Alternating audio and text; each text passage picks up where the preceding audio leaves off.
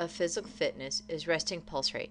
10 men volunteered to test an exercise device advertised on television using it 3 times a week for 20 minutes.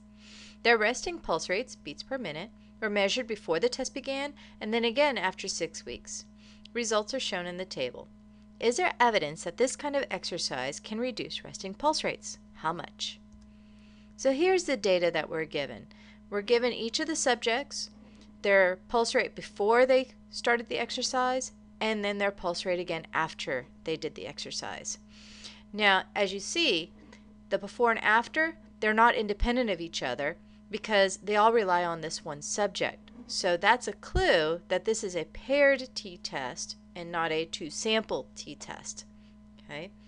Now, with that, we have to identify the parameter. In this case, we're looking for a difference. So it's mu sub d, mean difference, the mean difference in resting pulse rates. Now, once I've identified the parameter, I can now come up with my hypotheses. So I have mu d equals 0 for HO, and for my alternative, HA, mu d is less than 0.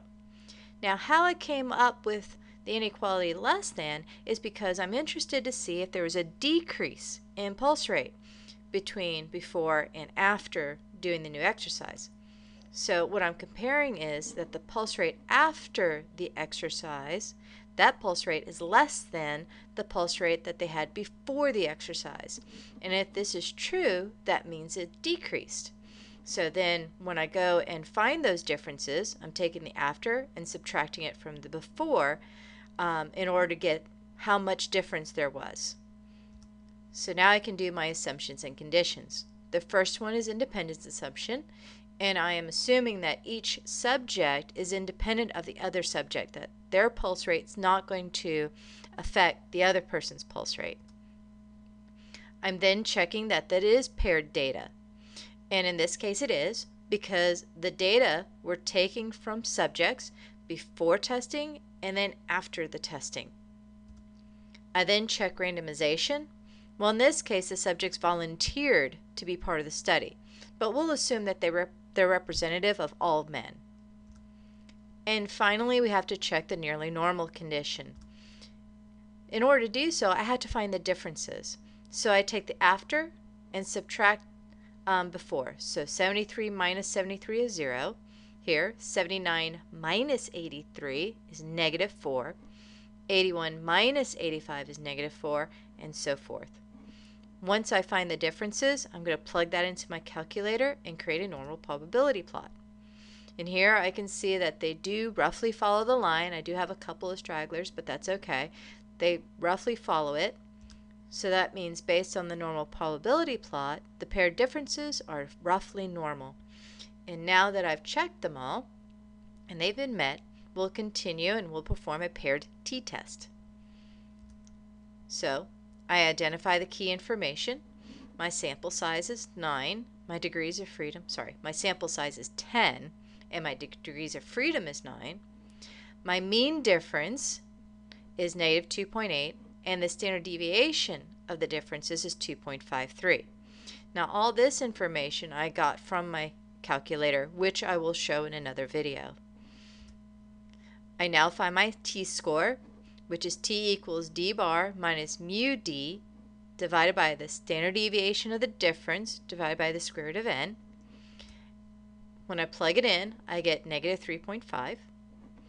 I can now find my p-value. So my notation is going to be p of t sub 9, because I have to identify which t-score I'm using. In this case, it's the degrees of freedom of 9, is less than negative 3.5, which is approximately 0.0034. Now once I have my p-value, I can do my conclusion. At a significance level of alpha equals 0.05, we reject HO, because the p-value is small. Therefore, there is enough evidence to say that this form of exercise can reduce resting pulse rates. Be sure that you state whether you're going to reject HO or fail to reject HO, and also the conclusion based on that. Well, now that I've done my t-test, I'm going to create my confidence interval. And in this case, we're going to create a 95% confidence interval using the paired t-interval. And the formula for that is d bar plus or minus t sub degrees of freedom, which in this case is 9, times the standard error of d bar. When I plug that all in, I get that my confidence interval is between negative 4.61 and negative 0.99. Again, this I will also show in a separate video on how I got this using the TI Inspire. Now that I have my confidence interval, I can interpret it. We are 95% confident that 6 weeks of this exercise program can produce a mean decrease, and the reason it's a decrease is because the confidence interval gave me negative values, a mean decrease in resting pulse rate of approximately between 1 and 4.6 beats per minute. Well, now I'm done. So if you have any questions, please be sure to ask.